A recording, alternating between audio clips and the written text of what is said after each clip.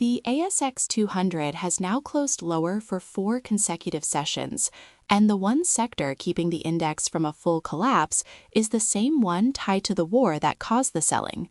That is the contradiction sitting at the center of Australian markets this Friday. The Strait of Hormuz remains effectively closed.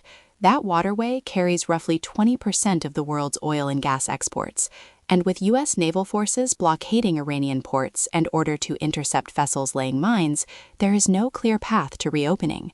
Brent crude has surged 17.6% this week alone to above US $106 per barrel. WTI crude is up 17.3%. European gas prices are up over 15%. That repricing is not abstract for Australia.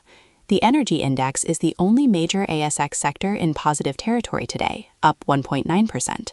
Woodside Energy is up 1.9%. Ampol is up 2.1%. Viva Energy is up 2.3%.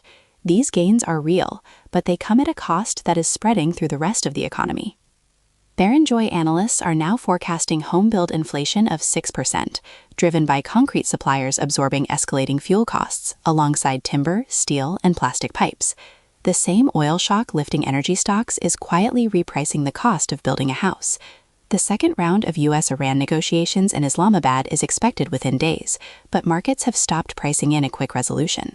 Trump's Truth Social posts threatening naval action and the ongoing blockade of Iranian ports have complicated the diplomatic picture. Investors are not betting on peace, they are pricing in a prolonged disruption. If the strait reopens within weeks, energy stocks will give back most of these gains rapidly, and the inflation pressure on building materials eases before it feeds into CPI. If the blockade holds through May, Brent above US $110 becomes a genuine scenario, and the ASX's 4-day losing streak extends into a broader derating of consumer and financial stocks as rate cut expectations get pushed further out. While the energy shock is the headline, the quieter story on the ASX this week is what is happening inside the gold sector, and it tells a different story about where capital is actually moving. Newmont reported its March quarter results overnight, and the numbers represent a structural step change, not a cyclical bounce. The company produced 1.5 million ounces of gold at an average realized price of US $2,944 per ounce. That price is not a forecast. It is what Newmont actually received for gold already sold. Free cash flow hit a record US $3.1 billion for a single quarter. Adjusted EBITDA came in at US $5.2 billion, nearly double the US $2.63 billion posted in Q1 2025. Net income reached US $3.2 billion. The cash flow is now large enough that Newmont has approved an additional US $3 billion share buyback on top of an existing program, bringing total buyback capacity to US $6 billion. It also confirmed a quarterly dividend of US 25 cents per share. When a mining company generates this level of free cash at current gold prices and chooses to return it rather than invest it, the signal is that management sees the gold price as durable, not temporary. Pilbara Minerals added another data point. The lithium miner reported a 61% increase in its realized spodumene price to US $1,867 per ton, driving revenue up 52% quarter-on-quarter to $567 million. PLS shares are up 3.5% today. The company explicitly cited energy security concerns as a structural driver of lithium demand, a direct link back to the Hormuz disruption.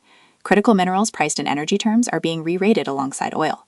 Newmont's full-year guidance is unchanged at 5.6 million ounces, with production weighted to the second half. That means if gold holds near current levels, the second-half cash flow numbers could exceed the already record first quarter. The verification benchmark. Watch Newmont's AISC guidance, currently US $1,650 per ounce, at the next quarterly update. If costs hold and gold stays above US $2,800, the buyback program accelerates and the stock re-rates higher. If gold pulls back below US $2,600, the cash flow picture changes quickly and the buyback pace slows. The thread connecting both stories is a single variable. How long does the Strait of Hormuz remain disrupted?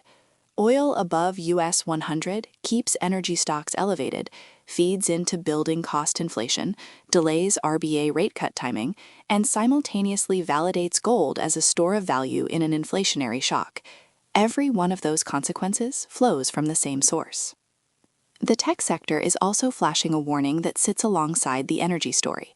On Mo Street overnight, ServiceNow flagged slower subscription growth explicitly tied to the Middle East conflict. IBM maintained guidance, but the stock fell. Microsoft is down approximately 4%.